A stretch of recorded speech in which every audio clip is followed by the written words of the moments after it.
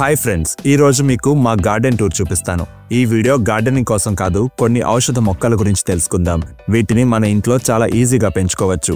మీ ఇంట్లో గానీ చుట్టుప్రక్కల గానీ ఈ మొక్కలను ఆల్రెడీ చూసే ఉంటారు.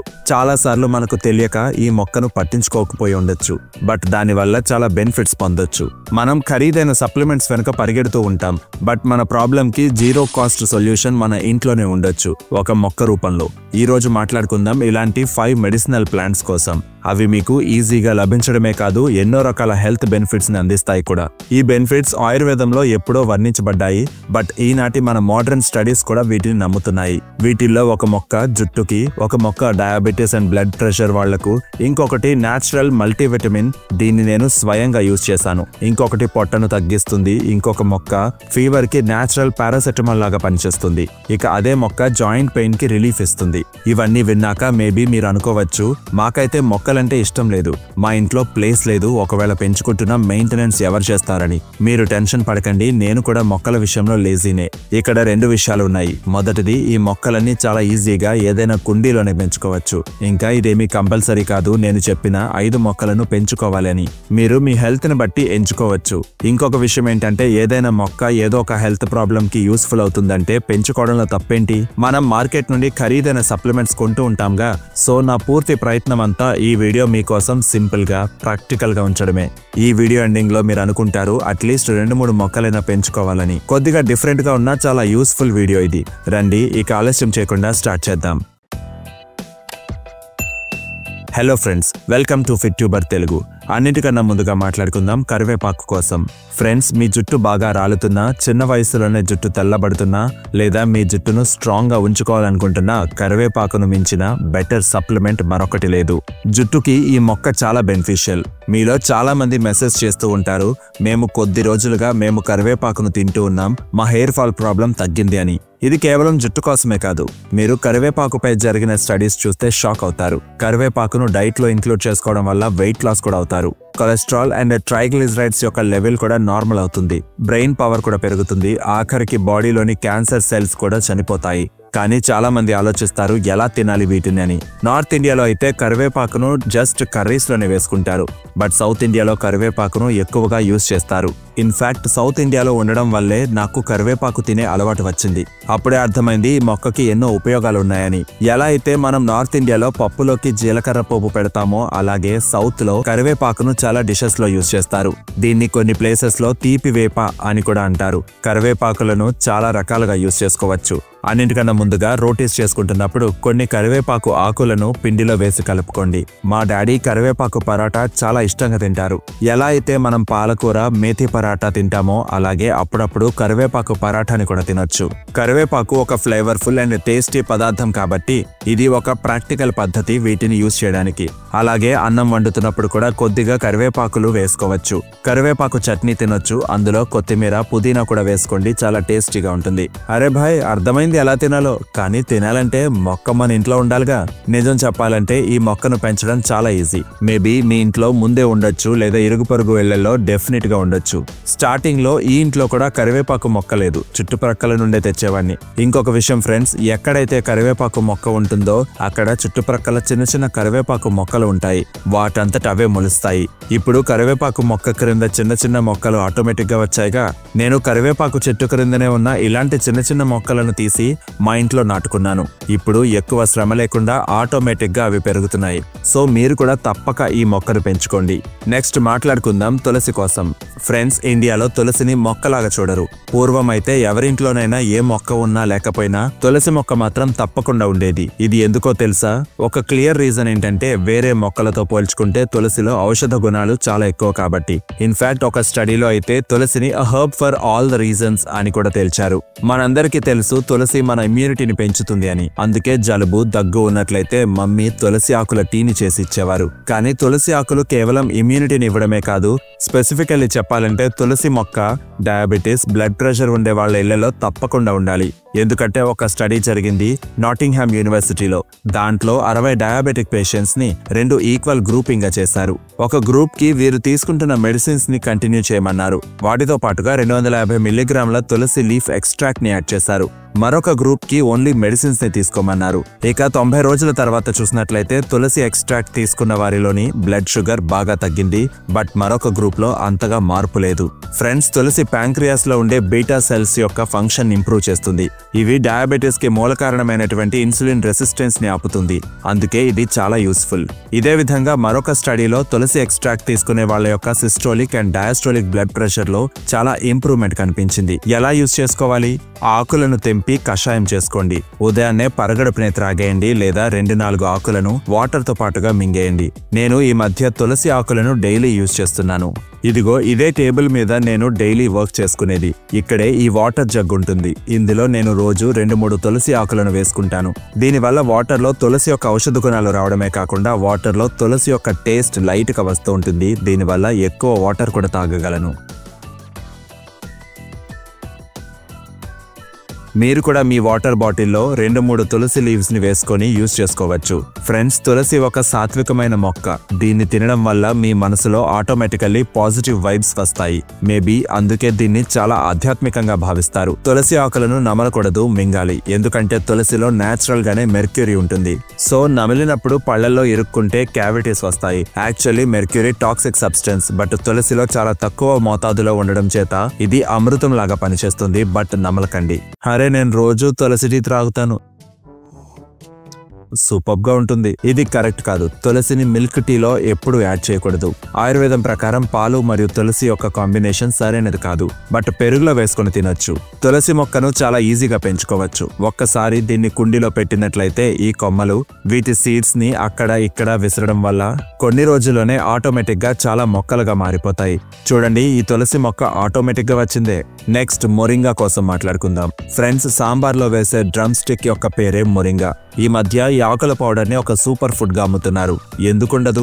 మునగాకులో పాలకూర కంటే 25% ఐరన్ ఎక్కువగా ఉంటుంది. అరటిపండు కంటే 15 రెట్లు ఎక్కువ పొటాషియం ఉంటుంది. క్యారెట్ కంటే 10 రెట్లు విటమిన్ ఏ ఉంటుంది.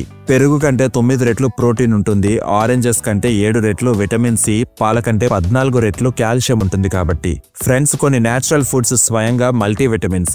అలాగే ఈ మునగ వాటిల్లో ఒకటి. నేనే స్వయంగా మునగాకును విటమిన్ B12 కోసం యూజ్ చేశాను. కొద్ది రోజుల ముందు నేను బ్లడ్ టెస్ట్ చేయించాను. అందులో B12 లెవెల్ చాలా తక్కువగా వచ్చింది. అప్రాక్సిమేట్లీ 161. 200 కంటే ఎక్కువ ఉండాలి. బట్ నాకు 161 వచ్చింది. ఆయుర్వేదంలో చదివాను మొరింగా B12 కి మంచిది అని. బై ఛాన్స్ మా ఇంటి దగ్గరలోనే ఒక మునగ చెట్టు ఉంది. యాక్చువల్లీ మొరింగా, దీన్నే సాలిజాన్ అని కూడా అంటారు. ఇది కామన్ ట్రీ, ఈజీగా దొరుకుతుంది. చూడండి ఇక్కడే ఎంత పెద్ద చెట్టు ఉందో. నేనేం చేస్తానో చూపిస్తాను రండి. నేను మునగాకును ఇంత కొమ్మగా తెంచుకుంటాను.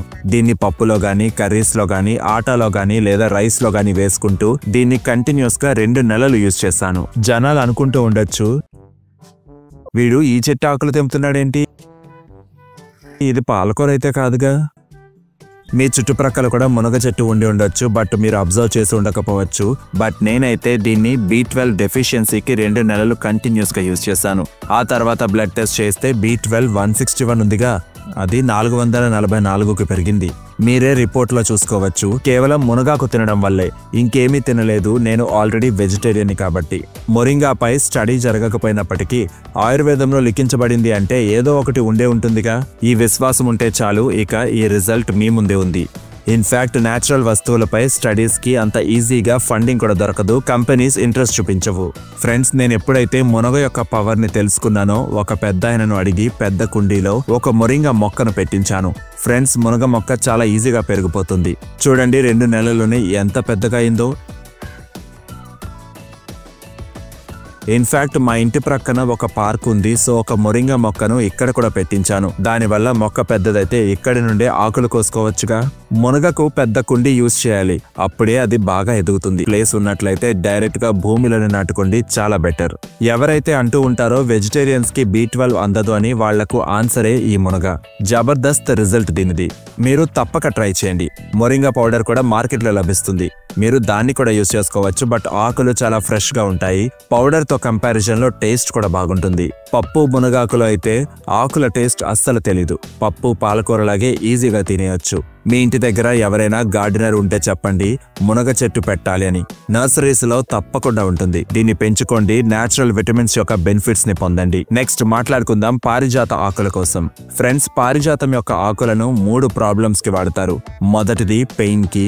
మీకు బాడీలో ఎక్కడైనా పెయిన్ ఉన్నా లేదా మీకు ఆర్థరైటిస్ యొక్క ప్రాబ్లం ఉన్నా, ఆఖరికి సయాటికా ప్రాబ్లం వల్ల మీరు సరిగ్గా నడవలేకపోతున్నా, పారిజాతం దీన్నే హార్షింగార్ అని కూడా అంటారు. దీని యొక్క 3-4 ఆకులను 2 గ్లాసుల నీళ్లు వేసి గ్యాస్ పై పెట్టి వాటర్ సగం అయ్యే వరకు మరిగించి స్ట్రెయిన్ చేసి త్రాగండి. ఎంతటి సూపర్ రిజల్ట్ ఉంటుందో దీన్ని యూజ్ చేసిన వాళ్ళకు తెలుస్తుంది. దీని ఆకులు గరుకుగా డ్రైగా ఉంటాయి. ఇదే దీని గుర్తు. ఇదే కాకుండా ఫ్రెండ్స్, పారిజాతం యొక్క ఆకుల ప్రాపర్టీ ఏంటంటే ఇవి బాడీ యొక్క టెంపరేచర్ ని తగ్గిస్తాయి. అందుచేతే దీని కషాయం జ్వరం ఉన్న వారికి నేచురల్ పారాసెటమాల్ లాగా పనిచేస్తుంది. నార్మల్ ఫీవరే కాదు, ఈ మలేరియా, చికెన్ గున్యా, ఆఖరికి డెంగ్యూకి కూడా దీని ఎఫెక్ట్ పనిచేస్తుంది. మా ఇంట్లో ఒక మెయిడ్ వస్తారు, ఆవిడది బీహార్. ఆవిడ చెప్పారు అక్కడ వాళ్ళు ఫీవర్ వస్తే పారిజాత ఆకులతోనే తగ్గించుకుంటారని. మూడవది రెస్పిరేటరీ ప్రాబ్లమ్స్ లో. మీకు ఆస్తమా ప్రాబ్లం ఉన్నా, కఫం ఎక్కువగా పేరుకుపోయినా, ఊపిరి తీసుకోవడంలో ఇబ్బందిగా ఉన్నా, ఇటువంటి ప్రాబ్లమ్స్ ఏవైనప్పటికీ వాటికి పారిజాత కషాయం ఒక మెడిసిన్ లాగా పనిచేస్తుంది. మీరు స్కిన్ కోసం ఎంతో ఖరీదైన క్రీమ్స్ కొంటూ ఉంటారుగా, ఒక్కసారి ఈ ఆకుల కషాయాన్ని కొన్ని రోజులు త్రాగి చూడండి. Anti inflammatory and anti microbial అవడం చేత దీని ఆకులు బ్లడ్ ని కూడా ప్యూరిఫై చేస్తాయి. దాంతో స్కిన్ గ్లో లోపల నుండి పెరుగుతుంది. ఇది కూడా ఎలాంటి మొక్క అంటే ఒక్కసారి నాటి వదిలేస్తే చాలు అదే పెరుగుతుంది. పారిజాతం మొక్క కుండీలో కూడా పెంచుకోవచ్చు. ఇది మీకు నర్సరీలో 50 రూపాయలకు లభిస్తుంది. ఇంకా మీ చుట్టుప్రక్కల ఎక్కడైనా ఈ మొక్క ఉన్నా సరే దాని కొమ్మ కటింగ్స్ ని తీసుకొని కుండీలో పెట్టినట్లయితే కూడా ఇది పెరుగుతుంది. ఫైనలీ మాట్లాడుకుందాం జామ ఆకుల కోసం. ఫ్రెండ్స్, మీకు నోట్లో పుళ్ళు ఎక్కువగా వస్తాయా? 2 సార్లు బ్రష్ చేసినప్పటికీ నోటి దుర్వాసన వస్తూ ఉంటుందా? పళ్ళు పుచ్చిపోవడం, బ్రష్ చేస్తున్నప్పుడు చిగుళ్ళ నుండి రక్తం వస్తుందా? అయితే మీ ఇంట్లో జామ చెట్టును నాటుకోవాల్సిన సమయం ఆసన్నమైంది. ఇవి 2-3 ఆకులు తీసుకొని ఇలా చింపి నోట్లో పెట్టుకుని బాగా నములుతూనే ఉండండి. దీని నుండి వచ్చే రసాన్ని మింగేసి పిప్పిని బయట పూసేయండి. నేను నిజం చెప్తున్నాను, ఈ జామ చెట్టును పెంచుకోవడం చాలా ఈజీ అండ్ చాలా చీప్ కూడా. దీని ఉపయోగాలు ఎన్నో ఉన్నాయి. ఒకవేళ ఇలా యూజ్ చేయాలి అనుకున్నట్లయితే చిన్న చిన్న ముక్కలుగా కట్ చేసి వాటర్ లో వేసి కషాయం చేసుకోండి. స్ట్రెయిన్ చేసి మౌత్ వాష్ లాగా యూజ్ చేసుకోండి.